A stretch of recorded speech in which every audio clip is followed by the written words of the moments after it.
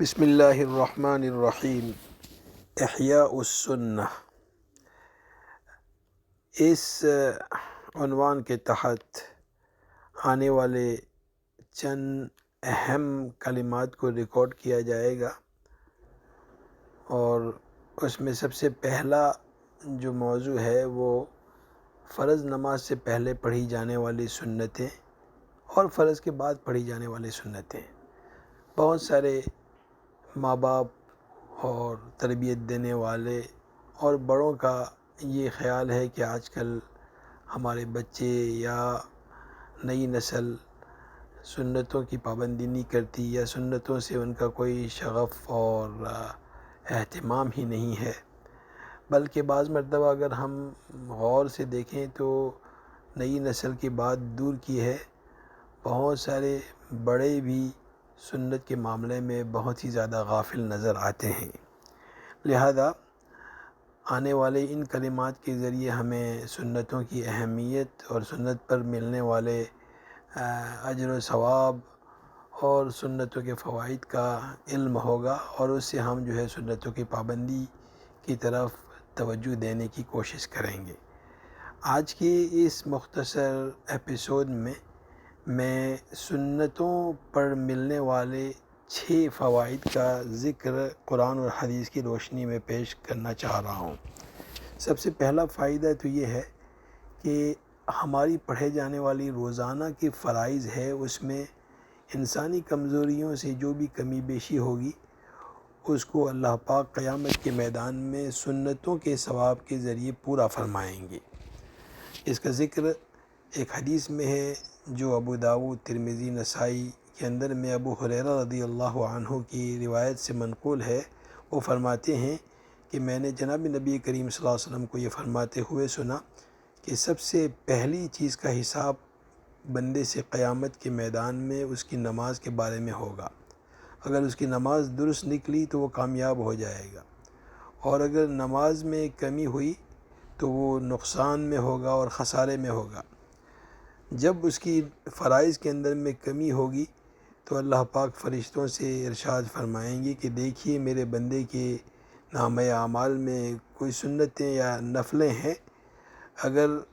سنتوں کی پابندی کرنے والے کے نامہ اعمال میں سنتوں کا اجر و ثواب ہوگا تو اس اجر و ثواب کو لے کر کے فرائض کی کمی بیشی کو پورا کر دیا جائے گا۔ تو سب سے پہلا فائدہ تو یہ ہے کہ فرائض کی کمی کو سنتوں کے ثواب سے پوری کی جائے گی۔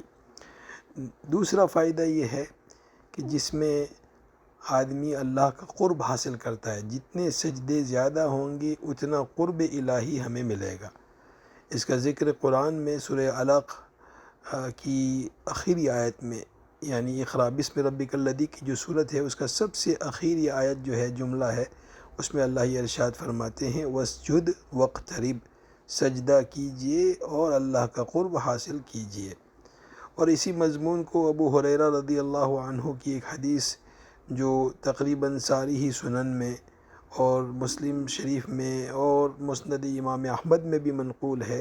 جس میں اللہ کے نبی صلی اللہ علیہ وسلم کا یہ ارشاد ہے کہ بندہ اپنے رب سے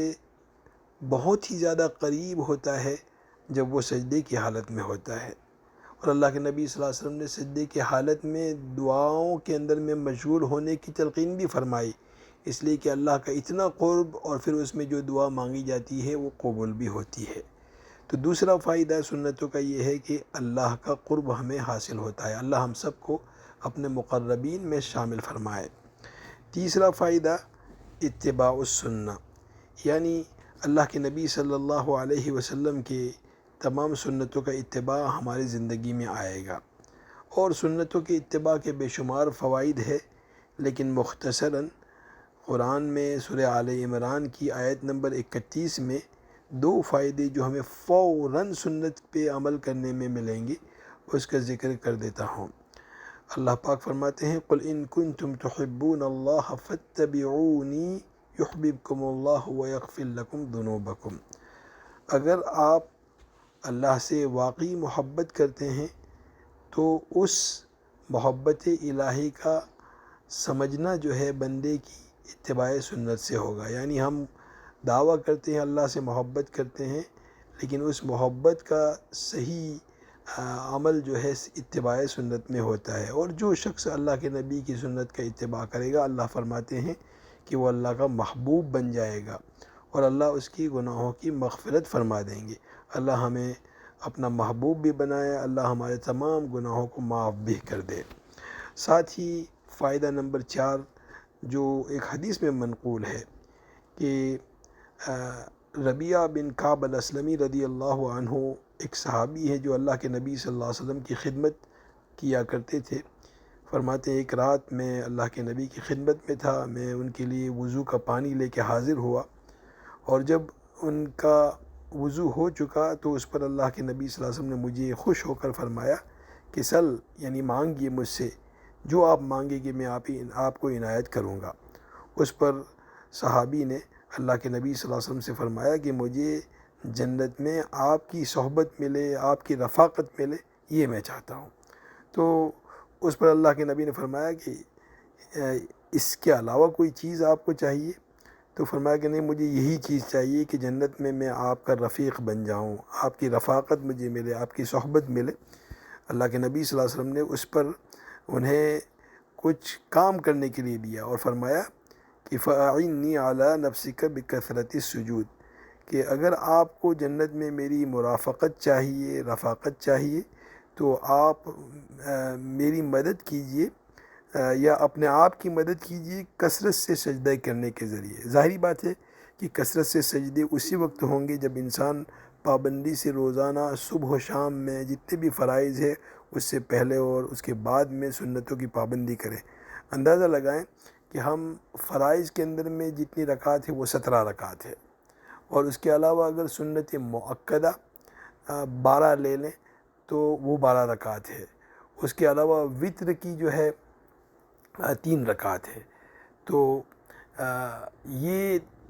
جو ہے مجموعی طور پر 32 رکعتیں ہوئی، اور 32 رکعت کو 2 سے ضرب دے تو سجدے جو ہے وہ 60 سے بھی اوپر ہو جائیں گے۔ تو اس کا مطلب یہ کہ صرف اتنے فرائض و سنت مؤکدہ اور وتر کی پابندی سے جو ہے کثرت سے سجدے روزانہ ہوتے ہیں، اور اس کے ذریعے جو ہے اللہ کے نبی صلی اللہ علیہ وسلم کی رفاقت جنت میں ہمیں ملے گی، جس کو یہاں پہ اس حدیث میں بیان کیا گیا۔ اور 5واں فائدہ یہ ہے کہ انسان جب وقت کے اندر میں وضو کر کے مسجد میں حاضری دیتا ہے، تحیۃ المسجد پڑھتا ہے، تحیۃ الوضو پڑھتا ہے، اور پھر سنتیں ادا کرتا ہے، تو اس کے ذریعے فرض کی جماعت میں داخل ہونے سے پہلے ہی اس کا دل آمدہ ہو جاتا ہے، اور اللہ کا دھیان جو ہے زیادہ جو ہے بننا شروع ہوتا ہے، اور اس سے جو ہے خشوع اور خضوع کے اندر میں زیادتی ہوتی ہے۔ تو یہ 5واں فائدہ ہے۔ اور 6واں فائدہ یہ ہے کہ جس کو جناب نبی کریم صلی اللہ علیہ وسلم کی ایک حدیث کے ذریعے ام حبیبہ رضی اللہ عنہا ارشاد فرماتی ہے، صحیح مسلم کی یہ حدیث ہے، وہ فرماتی ہے کہ جو شخص فرض کے علاوہ 12 رکعتوں کی پابندی کرے گا، اللہ پاک اس کے لیے جنت میں ایک گھر تعمیر فرمائیں گے۔ اندازہ لگائیے روزانہ سنت مؤکدہ کی پابندی، تو پتہ نہیں اللہ پاک کتنے گھر بنائیں گے، اور اس کا ہم جو ہے تصور بھی نہیں کر سکتے ہیں۔ اس لیے کہ اگر ہم اپنی کم عقلی سے یہ سوال پیدا کریں کہ بھئی جو ہے روز روز کے گھر میں کروں گا کیا، چونکہ ہمیں جنت کی نعمتوں کا اور جنت کی زندگی کا اندازہ نہیں ہے، اس لیے جو ہے ہمیں شاید یہ بظاہر سوال پیدا ہو، لیکن ہمیں اللہ کے نبی صلی اللہ علیہ وسلم کے اس فرمان سے پکی امید اور یقین کے ساتھ جو ہے روزانہ کی سنتوں کی پابندی کرنی چاہیے، تاکہ یہ سارے فوائد ہمیں حاصل ہو۔ اللہ پاک ہم سب کو عمل کی توفیق عنایت فرمائے۔ والسلام علیکم ورحمۃ اللہ وبرکاتہ۔